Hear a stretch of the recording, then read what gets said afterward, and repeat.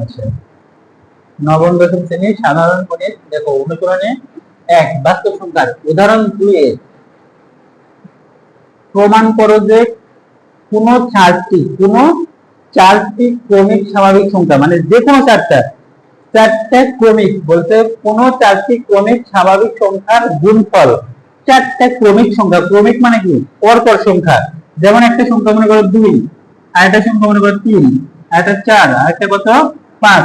তাহলে এখানে কয়টা সংখ্যা আছে? চারটা। বলতে চারটি ক্রমিক, এই যে চারটি ক্রমিক স্বাভাবিক সংখ্যার গুণফল, বলতে চারটি ক্রমিক স্বাভাবিক সংখ্যার গুণ করো, এই চারটা সংখ্যা গুণ করো, করে গুণফলের সাথে এক যোগ, মানে এর সাথে যোগ দেওয়া লাগবে কত? 1। যে কোনো চারটা ক্রমিক সংখ্যা, যে কোনো চারটি স্বাভাবিক ক্রমিক সংখ্যার গুণফলের সাথে এক যোগ করলে, তাহলে এটা কত হবে? 4 5 কত? 20, 3 20 60, 60 60 100, এখানে হচ্ছে 120 যোগ 1, তাহলে কত হয়? 121। 121 মানে কত? 11 বর্গ, 11। তাহলে এই যে এখানে বলতে এক যোগ করলে, চারটা সংখ্যার গুণফলের সাথে এক যোগ করলে সে যেটা পাওয়া যাবে, এক যোগ করলে যেটা পাওয়া যাবে সেটা হচ্ছে পূর্ণবর্গ সংখ্যা। সেটা কি সংখ্যা?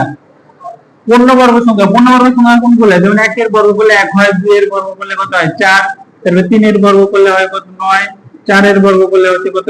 16। এই যে এই সংখ্যাগুলোকে বলে পূর্ণবর্গ সংখ্যা। এই সংখ্যাগুলোকে কি বলে? মানে যে সংখ্যাকে আরেকটা সংখ্যার বর্গ আকারে লেখা যায় সেটাকে পূর্ণবর্গ সংখ্যা বলে। যেমন 49 একটা পূর্ণবর্গ সংখ্যা। কি করে, কেন 49 পূর্ণবর্গ হলো? কারণ 49 কে আরেকটা সংখ্যার বর্গ আকারে লেখা যায়। আরেকটা সংখ্যার কি আকারে লেখা যাবে? যদি কোন একটি স্বাভাবিক সংখ্যাকে আরেকটি স্বাভাবিক সংখ্যার বর্গ আকারে লেখা যায় তাহলে তাকে পূর্ণবর্গ সংখ্যা বলে। তাহলে তাই কি বলে? তাহলে দেখো, এই চারটা ক্রমিক সংখ্যা গুণ করে তার সাথে এক যোগ করে আমরা পেলাম 121। 121 কে 11 বর্গ আকারে লেখা যায়, এই জন্য 121 এটা কি হবে? পূর্ণবর্গ সংখ্যা হবে। 121 কি হবে? এটা পূর্ণবর্গ সংখ্যা। এই 2 3 4 5 খালি গুণ করলে হবে না, তুমি যা মন চাই গুণ করো।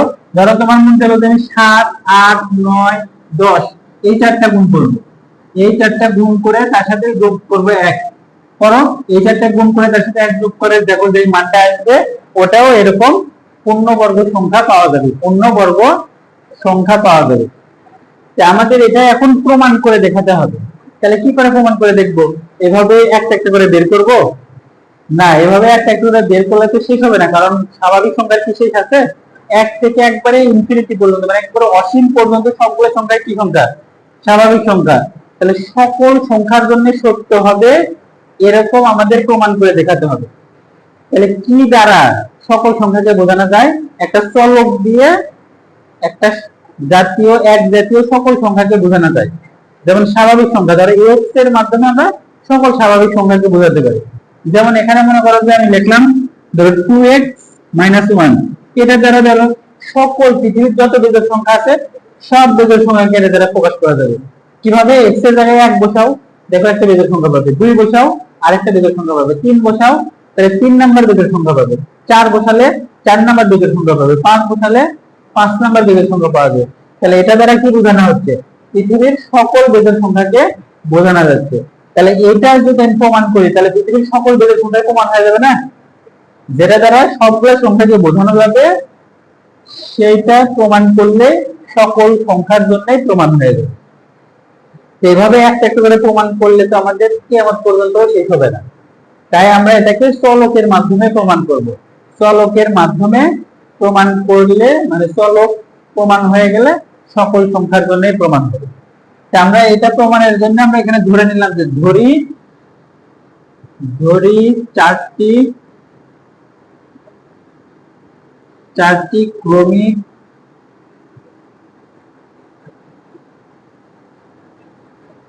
স্বাভাবিক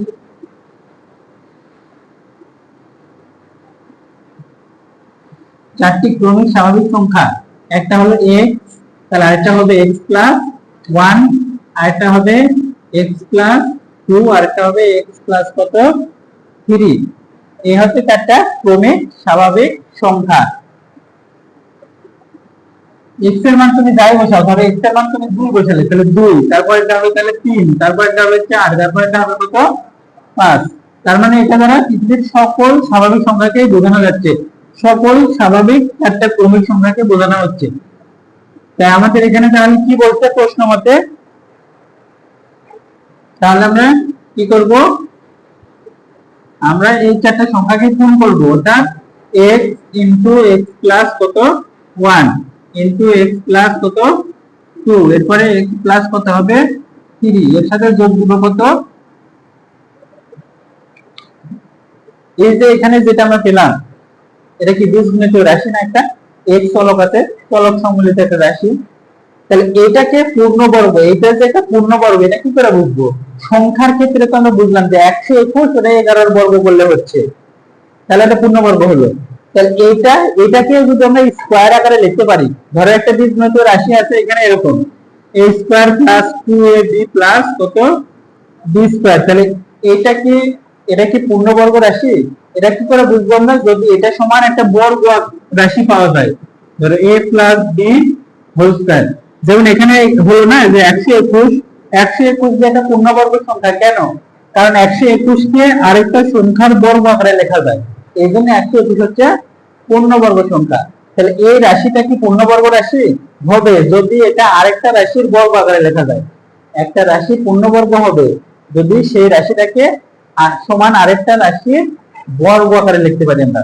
যেমন মনে করো এখানে লিখলাম x স্কয়ার প্লাস মনে করো যে 4x প্লাস কত 4, তাহলে এটা কি পূর্ণবর্গ রাশি, এটাকে যদি আরেকটা রাশির বর্গ আকারে লেখা যায়, মনে করো x প্লাস 2 এর বর্গ আকারে লেখা গেল, তাহলে একটা রাশিকে যদি আরেকটা রাশির বর্গ আকারে লেখা যায় তাহলে এই রাশিটাকে পূর্ণবর্গ রাশি বলে। কি রাশি বলে এটাকে, পূর্ণবর্গ রাশি। যেমন একটা সংখ্যাকে যদি আরেকটা সংখ্যার বর্গ আকারে লেখা যায় তাহলে সেই সংখ্যাটাকে পূর্ণবর্গ সংখ্যা বলে। তাহলে রাশির ক্ষেত্রেও তাই, একটা রাশিকে আরেকটা রাশির বর্গ আকারে লেখা গেলে ওই রাশিটাকে পূর্ণবর্গ রাশি বলে। আমরা এখানে এই রাশিটাকে আসলে আমরা যেরকম বর্গের একটা রাশি বানাবো, যদি এই রাশিটাকে আমরা বর্গের রাশিতে প্রকাশ করতে পারি তাহলে আমাদের এই প্রমাণটা হয়ে যাবে। বুঝতে পারলেন?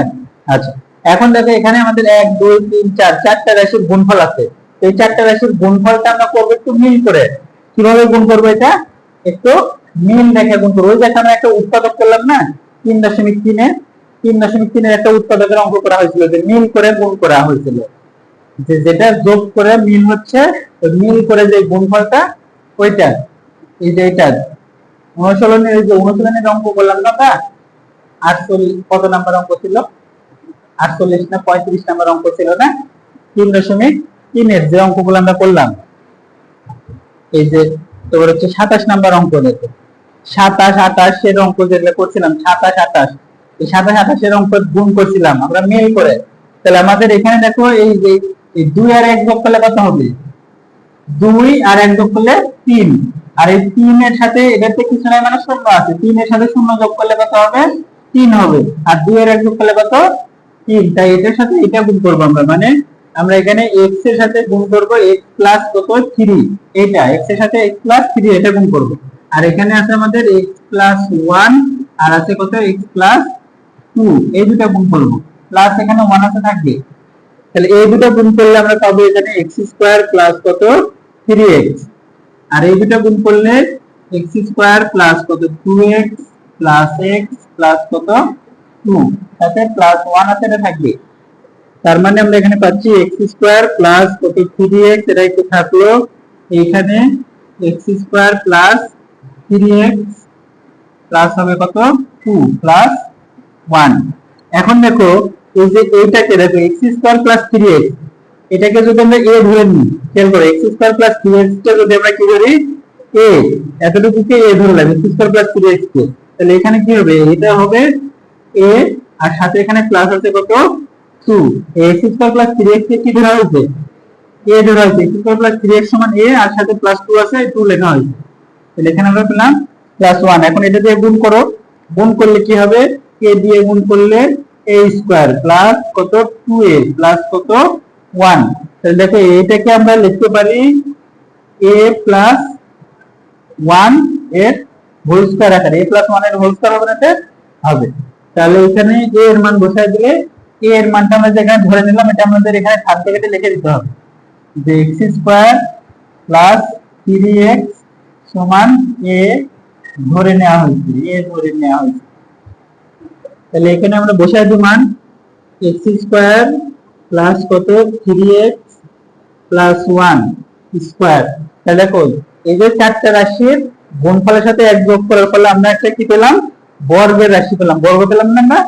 তাহলে এটাই আমাদের প্রমাণ করতে বলছে। তাহলে আমরা অতএব বলতে পারি অতএব লাস্টের লাইনটা আমরা লিখে দিব, এই লাইন লেখার পরে ওই যে উপরে লিখে দিব আমরা একটি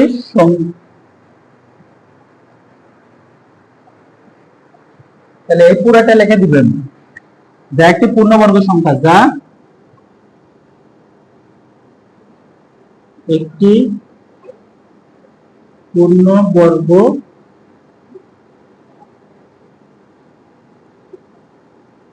সংখ্যা, যা একটি পূর্ণবর্গ সংখ্যা। তাহলে এটাই প্রমাণিত আমাদের।